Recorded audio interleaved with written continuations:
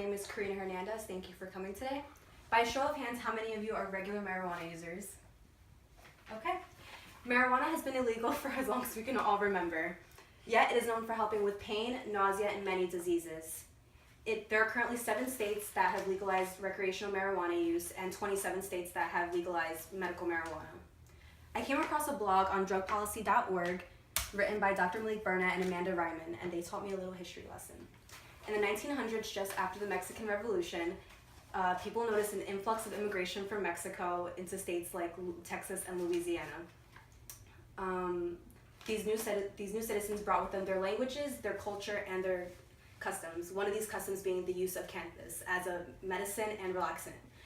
Americans already knew what cannabis was because it was present in their modern day medicines, but they were not familiar with the term marijuana. It was foreign to them. Of course, the media got a hold of this and they began bashing the Mexican immigrants for their horrible native behaviors and their use of marijuana.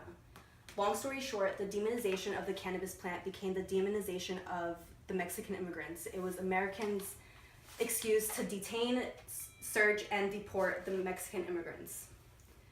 Now that you know the very silly reason as to why cannabis is illegal, let's talk about why it's so great. According to medicalmarijuana.procon.org, marijuana helps with AIDS, Alzheimer's, breathing disorders, cancer, epilepsy, psychological conditions, and the list goes on and on. It's amazing what a plant can do, right? You know what doesn't help and just causes harm? Alcohol and cigarettes, yet they're still legal everywhere. According to CDC.gov, every day 28 people in the United States die in motor vehicle crashes that involve an alcohol-impaired driver. There have been 0 reports of people under the influence of marijuana killing anyone, motor vehicle-wise and physically.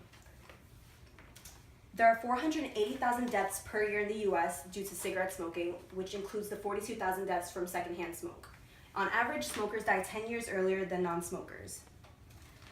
Ooh, the worst thing I've read on what marijuana can do to people is potentially cause bronchitis, and maybe it's bad for your immune system if you're already sick.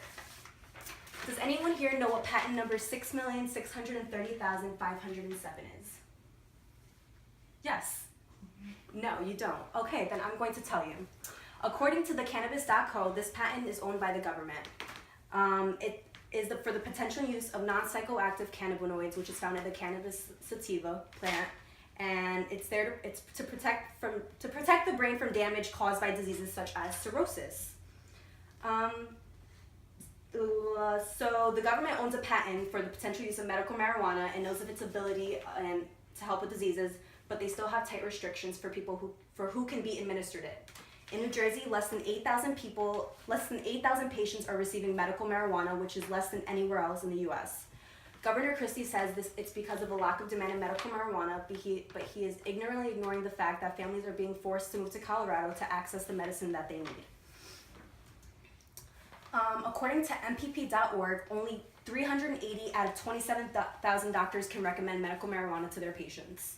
Eligible patients have to be reassessed every 90 days, and the prices for medical marijuana are among the highest in the nation, making it inaccessible for many patients, 48% of them who have Medicare. So if we're going to legalize medical marijuana, we need to make it accessible for everyone. I have a cousin who has schizophrenia. For those of you who don't know, schizophrenia is a mental and chronic disorder that affects how a person thinks, feels, and behaves. They can be delusional, have hallucinations, and their thinking and behavior can impair their daily functioning. My cousin was extremely paranoid all the time. He heard voices in his head and it drove him crazy. He had constant fears of someone wanting to stick a pencil in his head to intentionally make him mentally disabled, and he thought plastic surgeons were out to get him to speed up his heart rate and to replace his body with someone else. Anyway, when he was able to smoke marijuana, he was completely calm. There was no anxiety, no paranoia. He got high, ate a lot of food, and didn't even need his regular medicine to put him to sleep. There was a similar situation that I read about on a website, but more life-threatening. An article written by Christina Sarich on November 2015. There was a 3-year-old boy named Landon Riddle, and Landon had lymphocytic leukemia, which is cancer of the blood and bone marrow. This cancer caused him to have his chest filled up with tumors, which caused extreme difficulty to breathe. Doctors started Landon on chemo, but doctors told his mother that he was probably not going to make it. Landon was given an 8% chance of survival and a few weeks to live. Landon reacted very poorly to the chemo, but when his mother got a hold of medical marijuana and started administering it to him, she started realizing that chemo was unnecessary. Only problem was medical marijuana was illegal where they were from, so Landon's mother did what any good mom would do, and she moved him out to Colorado. She rented a room and got him a medical marijuana card. She started to give it to him in oil form and then in pill form. His red and white blood cell count increased dramatically only after a few doses.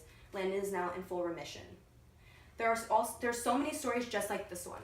Marijuana has been illegal for as long as we can all remember, yet it is known for helping with pain, nausea, and many diseases. Let's make it legal and appropriately accessible for people everywhere. For the dying children, someone's dying mother, someone who's in constant pain, and for the person who doesn't want to go out and